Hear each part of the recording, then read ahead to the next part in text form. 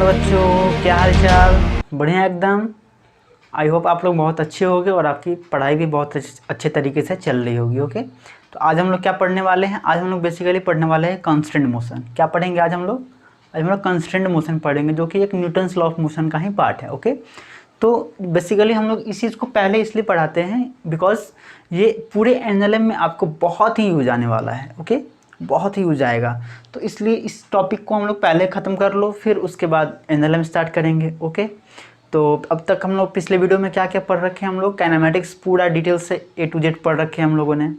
तो काइनेमेटिक्स में जैसे रिलेटिव टू डी हुआ, प्रोजेक्टाइल मोशन हुआ, रिलेटिव प्रोजेक्टाइल का प्रॉब्लम्स हुए, ठीक है। तो इन सारे प्रॉब्लम को बहुत अच्छे तरीके से हम लोग पढ़ लिए हैं। जिन लोगों ने वो मेरे ओल्ड वीडियो नहीं देखे हैं वो लोग यूट्यूब पे सर्च करें काइनेमेटिक्स बाय बॉर्न फिजिक्स, तो मेरे सारे वीडियो आपको फ्री में अवेलेबल हो जाएंगे। ओके, तो चलो लेट ना करते हुए हम लोग शुरू करते हैं क्या काइनेमेटिक्स। ओके, तो बच्चों कांस्टेंट मोशन में क्या होता है? देखो कांस्टेंट मोशन,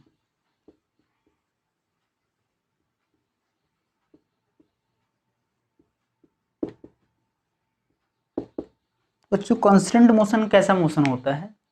तो कांस्टेंट मोशन का मतलब क्या होता है कि किसी भी ऑब्जेक्ट का जो मोशन होता है वो किसी अदर ऑब्जेक्ट से वो उसकी उस पर डिपेंडेंट होता है, या फिर ऐसा कह लो कि दो ऑब्जेक्ट्स किसी चीज़ से वो कनेक्टेड है और एक का मोशन का इफेक्ट दूसरे पर पड़ रहा है और दूसरे के मोशन का इफेक्ट पहले वाले पर पड़ रहा है। तो इस तरह के मोशन को हम लोग क्या बोलते हैं? Constant motion. बेसिकली कंस्टेंट का मतलब ही होता है कि आप लोग इसे इंग्लिश मतलब इसका जो इंग्लिश डिक्शनरी मीनिंग होता है, कंस्टेंट का मतलब ही होता है क्या? प्रतिबद्धता, यानी कि वो किसी चीज़ के लिए वो बाध्य है। ओके, वो कंस्टेंट है किसी चीज़ के लिए। तो बस यही इसका डेफिनेशन है कंस्टेंट मोशन का। तो बेसिकली हम लोग चलिए स्टार्ट करते हैं। तो कंस्टेंट मोशन में सबसे पहले हम लोग क्या देखेंगे? स्ट्रिंग कांस्टेंट देखेंगे। क्या देखेंगे? स्ट्रिंग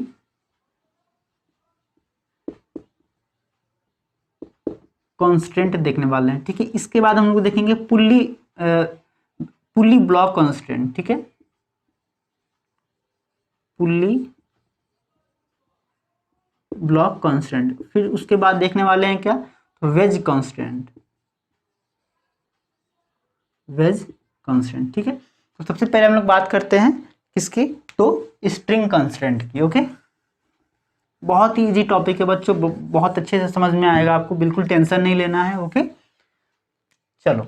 तो स्ट्रिंग कांस्टेंट में बेसिकली क्या होता है कि इसमें जो कांस्टेंट वाले मोशंस होंगे वो किसके बीच में होंगे? तो ब्लॉक और स्ट्रिंग के बीच में होंगे, यानी कि इसमें जो पुली लगा होगा वो पुली मूव नहीं करेगा, ठीक है। क्या क्या मूव करेगा? तो स्ट्रिंग मूव करेगा और वो ब्लॉक मूव करेगा। ओके, जैसे मान लो कि ये एक ब्लॉक है, ये किसी स्ट्रिंग से कनेक्टेड है और वो स्ट्रिंग किसी अनदर ब्लॉक से कनेक्टेड है। अगर मैं इस ब्लॉक को 5 मीटर पर सेकेंड की स्पीड से मूव कर रहा हूँ इस ब्लॉक को, तो ये वाला ब्लॉक कितने से मूव करेगा? ये भी आप बोलोगे सर ये भी 5 से ही मूव करेगा। ऐसा क्यों हुआ? क्योंकि इस स्ट्रिंग के द्वारा ये कंस्ट्रेंट किया गया है, ठीक है। ठीक है, समझ में आया आपको? यानी कि इस ये अगर 5 से मूव कर रहा है तो स्ट्रिंग का हर एक पॉइंट क्या करेगा? वो भी 5 से मूव करेगा, 5 से। तो अगर ये स्ट्रिंग का ये इन 5 से मूव करेगा तो ये भी ब्लॉक 5 से मूव करेगा।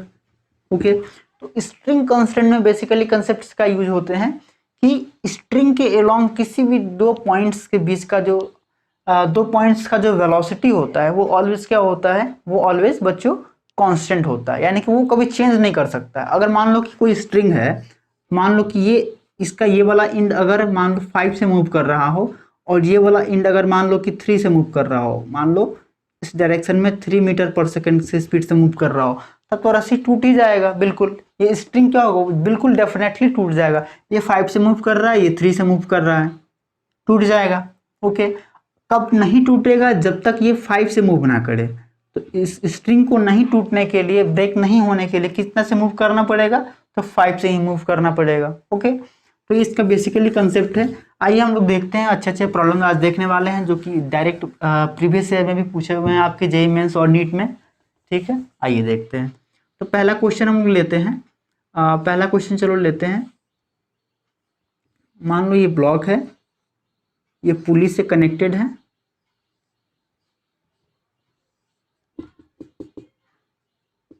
ये ब्लॉक ए, ये ब्लॉक बी, एंगल 37 डिग्री, ये भी पुल्ली, ये क्या है तो फिक्स है। Got my point. ये वाला ब्लॉक है, कितने से मूव कर रहा है, मान लो 10 मीटर पर सेकेंड की स्पीड से लेफ्ट के डायरेक्शन में मूव कर रहा है। तो हमें बताना है find the velocity of B. क्या बताना है बच्चों, find the velocity of B. कैसे बताएंगे, देखो कैसे बताएंगे, सोचो। तो अभी हम लोगों ने कंसेप्ट क्या सीखा कि स्ट्रिंग का कोई भी एंड होता है, उन दोनों का वेलोसिटी क्या होगा, ऑलवेज सेम रहेगा। मान लो कि ये पॉइंट जो है स्ट्रिंग का 10 से मूव कर रहा है, तो ये इसका जो एंड है वो भी 10 से मूव करेगा, यानी कि इस पूरे स्ट्रिंग का हर एक एंड क्या होगा, वो 10 से मूव करेगा। क्लियर है यहाँ तक। तो ये जो पॉइंट है स्ट्रिंग का, ये भी इस डायरेक्शन में कितने से मूव करेगा, तो 10 मीटर पर सेकेंड की स्पीड से मूव करेगा। बट एक्चुअली में ब्लॉक कितने वेलोसिटी से मूव कर रहा है, देखो ध्यान से, ब्लॉक कितने वेलोसिटी से मूव कर रहा है, तो ये वेलोसिटी ऑफ बी यानी कि वी भी वेलोसिटी से मूव कर रहा है। कितने से मूव कर रहा है, वी भी से मूव कर रहा है। तो आप इस वी का एक कंपोनेंट स्ट्रिंग के अलोंग ब्रेक करो। ऐसा क्यों करेंगे, क्योंकि स्ट्रिंग का जो वेलोसिटी है वो ऑलवेज कांस्टेंट है। ये एंगल चेंज भी अगर करता है, मान लो कि एंगल चेंज करके 30 डिग्री हो जाए या फिर 60 डिग्री हो जाए, फिर भी स्ट्रिंग का जो वेलोसिटी है वो क्या होगा बच्चों, वो कांस्टेंट रहेगा। तो ऑलवेज क्या करते हैं हम लोग, इस ब्लॉक का जो वेलोसिटी है इसको ब्रेक करते हैं, किसमें, तो स्ट्रिंग वाले, क्योंकि ओरिजिनल तो यही है, ठीक है। फिक्स वाला कौन सा है, ये है। तो यहां से आप देखो तो हम लिख सकते हैं V B cos 37 degree is equal to 10, ठीक है। यहां से V B is equal to ये कितना 4/5 इज इक्वल टू कितना 10, ठीक है। यहाँ से V B is equal to कितना हो जाएगा, तो आप लोग सॉल्व करोगे तो कितना हो जाएगा, ये हो जाएगा 5 यानी 25/2 मीटर पर सेकेंड आ जाएगा। बस ये बहुत ईजी सा प्रॉब्लम है। आइए दूसरा प्रॉब्लम देखते हैं हम लोग।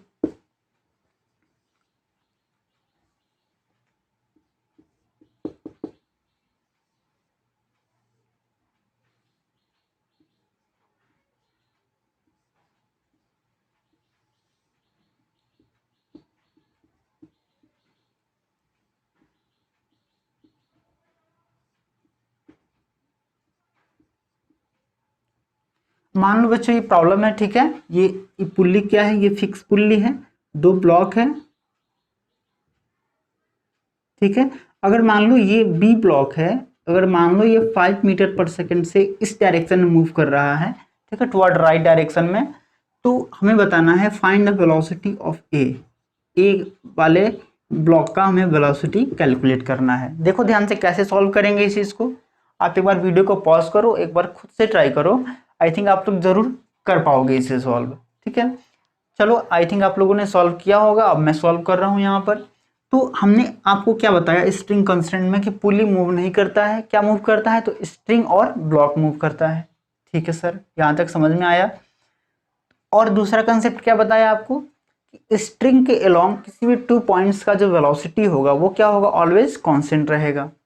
तो ये अगर मान लो 5 से मूव कर रहा है और ये मान लो कुछ भी वेलोसिटी से मूव कर रहा होगा जो कि फिक्स होगा, तो ये एंगल कितना 37 डिग्री। तो इस 5 को इस डायरेक्शन में ब्रेक करो, पहले कितना हो जाएगा 5 cos 37 डिग्री। सॉल्व करोगे तो कितना आ जाएगा 4 आ जाएगा, 4 मीटर पर सेकेंड।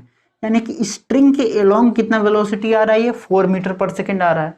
अब ये 4 मीटर पर सेकेंड ऑलवेज कांस्टेंट रहेगा पूरे के पूरे स्ट्रिंग में।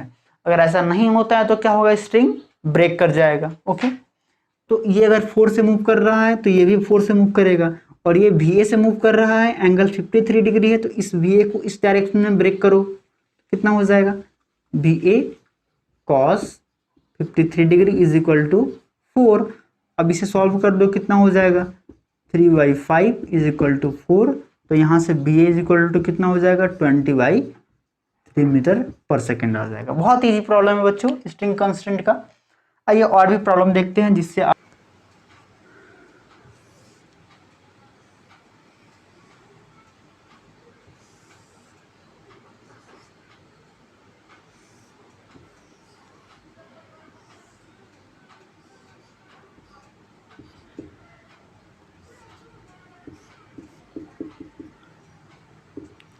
मान लो इस ए ब्लॉक का वेलोसिटी गिवन है कुछ भी, मान लो 10 मीटर पर सेकेंड, ठीक है।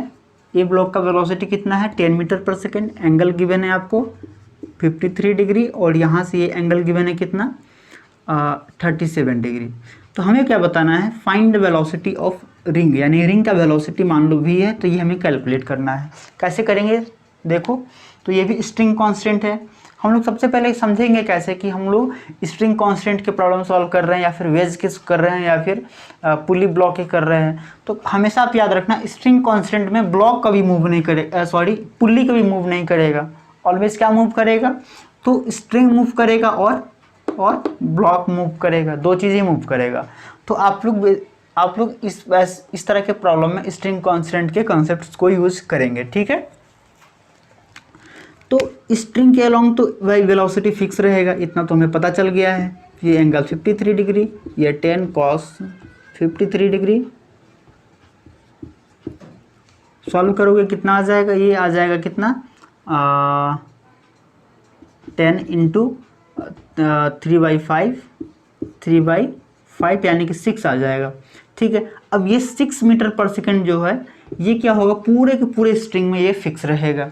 अब यहाँ पे सॉल्व ब्रेक करो इस चीज़ को, ये कितना हो जाएगा, तो v इस डायरेक्शन में कितना है, v है, ये एंगल कितना हो जाएगा, तो 53 हो जाएगा। ये भी कितना एंगल हो जाएगा, 53 डिग्री हो जाएगा। अब ब्रेक करो, कितना हो जाएगा, v cos 53 degree is equal to string का वेलोसिटी कितना आया, तो 6 आया, ठीक है। या फिर आप लोग डायरेक्टली लिख सकते हो कितना 10 cos 53। अब cos 53 से cos 53 कैंसिल आउट हो जाएगा, तो v इज इक्वल टू कितना आ जाएगा 10 मीटर पर सेकेंड आ जाएगा। बहुत ईजी है बच्चों, ठीक है। आइए एक और प्रॉब्लम देखते हैं। आई थिंक आपको कंसेप्ट क्लियर हो गया होगा।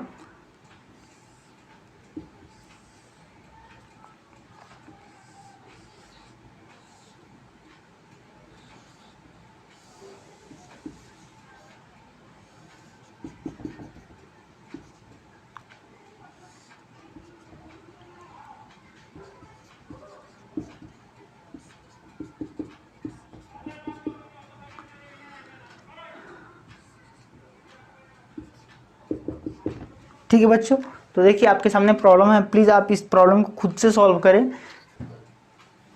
क्या सॉल्व किया आपने, पक्का, गारंटी? ओके, चलो मैं सॉल्व करता हूँ अब। चलो ठीक है, अगर मान लो ये ब्लॉक 5 से मूव कर रहा है, तो इस स्ट्रिंग का हर एक एंड, हर एक पॉइंट क्या होगा, 5 से मूव करेगा। अगर मान लो ये एंगल कितना, अच्छा मैंने एंगल देना भूल गया था, ओके, ये 53 मान लो, ठीक है, या फिर 37 मान लो, ठीक है, दिख भी रहा है 37 के आसपास होगा, 37 मान लो, ओके। ये 5 से मूव कर रहा है, तो इस स्ट्रिंग का हर एक पॉइंट कितने से मूव करेगा, तो सर ये तो 5 से ही मूव करेगा, ठीक है भाई, ये 5 से मूव करेगा। अब इस वाले वेलोसिटी को ब्रेक कर दो, कितना हो जाएगा, तो v cos 37 degree is equal to 5। अब इसको सॉल्व करो, कितना 4/5 is equal to 5।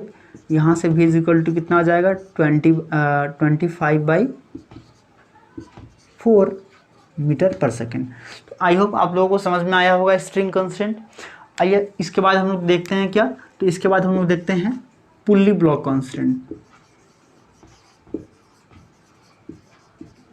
Pulley block constant, बच्चों वीडियो लंबा ना हो जाए इसके लिए मैं पुली ब्लॉक कांस्टेंट नेक्स्ट वीडियो में बताऊंगा, ठीक है, ओके।